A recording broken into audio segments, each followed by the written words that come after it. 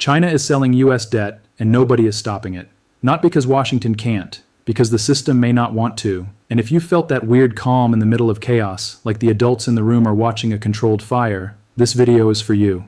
Today we're talking about the reset, why the Fed and the wider financial machine could be letting China exit, and why that exit lines up with the next phase of money. No flags, no teams, just incentives. I'm going to keep this grounded. We'll separate what's verifiable from what's narrative. Because in 2026, the most expensive mistake is reacting to a story instead of a mechanism. So let's start with the hard number that lit the fuse. The data point they can't spin. In the latest U.S. Treasury data reported this month, China's holdings of U.S. Treasuries fell to about 682.6 B, levels not seen since the 2008 era. That's not a one-day panic trade. That's a long unwind. And here's the part people miss. Foreign holdings overall can rise while one big holder quietly steps back. So the question isn't, is anyone buying? The question is, who is being allowed to leave without breaking the room? The question that changes the story. If this was truly treated as an attack, you would expect retaliation, sanctions, threats, emergency language. But instead, we get softness, routine statements, a market that is allowed to absorb the shock. So here's a more uncomfortable interpretation. What if the volatility is useful? What if a managed destabilization creates the perfect justification for more controls, more surveillance, more emergency policy, and less cash? Not tomorrow. Not in one dramatic announcement, but through a sequence, pressure, problem, solution. Why no sanctions isn't proof, but it is a clue. Quick reality check. Why not sanction China? Sounds simple, but sanctioning a major treasury holder is like trying to punish a customer while you're still standing inside the same building. Treasuries are the collateral backbone of the global system. If you threaten the plumbing, you can flood your own basement. So the lack of sanctions doesn't automatically prove coordination, but it does tell you something. The priority is keeping the market functioning, even if the politics of the moment would rather scream. And that brings us to the real lever in this story: control. The two doors: chaos versus control. Imagine you're watching a theater play. On the left side of the stage, chaos. Bond yields jump. Headlines flare. Currency markets wobble. People feel the floor move. On the right side of the stage, control. New rails, new rules, new safety features. A promise that payments will be faster, cleaner, more secure. Most people think those doors are enemies. But in system redesign, chaos is often the salesman for control. That's why the reset narrative keeps circling back to CBDCs. CBDC, but in plain English. A CBDC isn't just money on your phone. We already have that. A CBDC is a new form of central bank money designed to settle instantly with rules baked into the rail. There are two lanes. Wholesale CBDC, used by banks and institutions to move large value money and securities. This is where unified ledger projects live, linking tokenized money with tokenized bonds and other assets, so settlement happens in one motion. Retail CBDC, used by the public, potentially as a wallet-like claim on the central bank. When people fear the end of cash, they're thinking retail. When institutions talk efficiency, they're usually building wholesale first, because that's where the big pipes are, and the public barely notices when the pipes get replaced. So even if you ignore every dramatic headline, the direction is clear. The rails are changing. Why this lines up with a debt dump timeline. Now connect the dots mechanically. If a large holder exits treasuries, you get higher yields, more refinancing pressure, louder system risk language, and a stronger argument for modernizing settlement and liquidity tools. If you're a central bank, that volatility isn't just pain. It's leverage. It's the moment you can say, we can't run 21st century money on 20th century rails.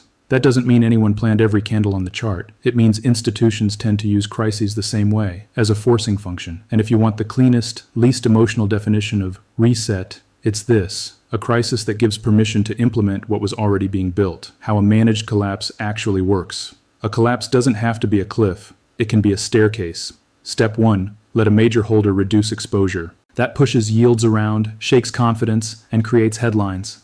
Step 2. Let the public experience instability long enough to crave stability. People don't beg for a new system when life is calm. They beg when life feels ungovernable. Step 3. Roll out the upgrade, not as a power grab, as a rescue.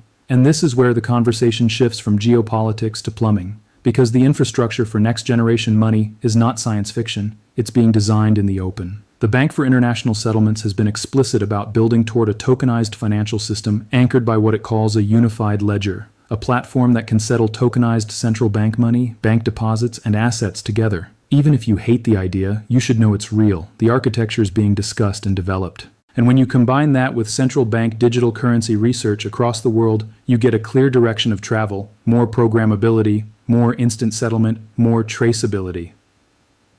New reserve assets. What's real versus what's rumor? Now, you may have heard claims about emergency meetings and leaked plans for new reserve assets. Here's the disciplined way to handle that. The term reserve assets is not a meme. It has a formal meaning. Things nations hold to defend their currency and settle international payments. The IMF's special drawing right, SDR, is literally defined as an international reserve asset. So when someone says new reserve assets, it could mean more SDR usage, a redesigned SDR basket, new settlement rails, or new tokenized representations of existing reserves. What I have not seen, as of today, is a publicly confirmed leak from the IMF or the WEF that proves a coordinated timetable to replace cash next week. If you find a claim like that, treat it like a trading tip from a stranger. Interesting, not proof. But here's what matters. You don't need a dramatic leak for a reset to happen. You just need incentives aligned across institutions. The collusion that doesn't require a secret room. When people say collusion, they imagine a smoky meeting. In real life, systems coordinate through shared goals. Central banks want stability. Governments want financing. Banks want rails that reduce settlement risk. Regulators want visibility. Large institutions want rules that protect the core from sudden runs. So the truth revealed might be simpler than a spy movie. China reduces exposure. The US absorbs it. Institutions accelerate the rails for the next era, and the public is asked to accept the upgrade because the old world feels too volatile. That's not a conspiracy. That's a pattern. The gold angle. What we can say without fantasy. Let's talk gold because it's where emotions turn into myths. You'll hear, they're draining Western vaults. Sometimes that's said like a heist. Reality is more boring, and more important, physical metal moves because buyers pay premiums, because refineries route supply, and because markets arbitrage price gaps. Meanwhile, official sector gold buying has been a real trend in recent years, and it's part of why people watch vault inventories so closely. So instead of saying hijacking, here's the sober version. If large buyers prefer physical settlement and long-term reserves, the West can wake up with less readily available float, especially during stress. And in a world that is tokenizing everything, what backs the token becomes the question that matters. What this means for you, practical, not paranoid. If you feel the system tightening, the goal is not panic. The goal is positioning. Here are 3 grounded moves. Build redundancy. Have more than one bank relationship. Have more than one payment method. A system doesn't fail all at once. It fails in pockets. Keep optionality. A little physical cash for short disruptions. A plan for bills if digital rails glitch. Not because cash ends tomorrow, but because resilience is a life skill. Reduce fragility. Debt with variable rates is fragile. Overconcentration in one asset is fragile. A household budget with no buffer is fragile.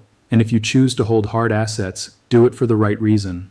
Not to beat the world, but to avoid being trapped by one single switch. So here's the reset in one sentence. When a major holder can exit US debt without triggering a full retaliation, the story isn't about countries, it's about the redesign of the system that sits above them. Watch the rails, watch the language, stability, interoperability, tokenization, programmable. Watch what gets labeled an emergency. Because the next era won't arrive with fireworks, it will arrive with paperwork. If you want, in the next video, I'll map the exact sequence of signals to track. Treasury auctions, vault inventories, settlement experiments, and the policy phrases that always show up right before the rules change.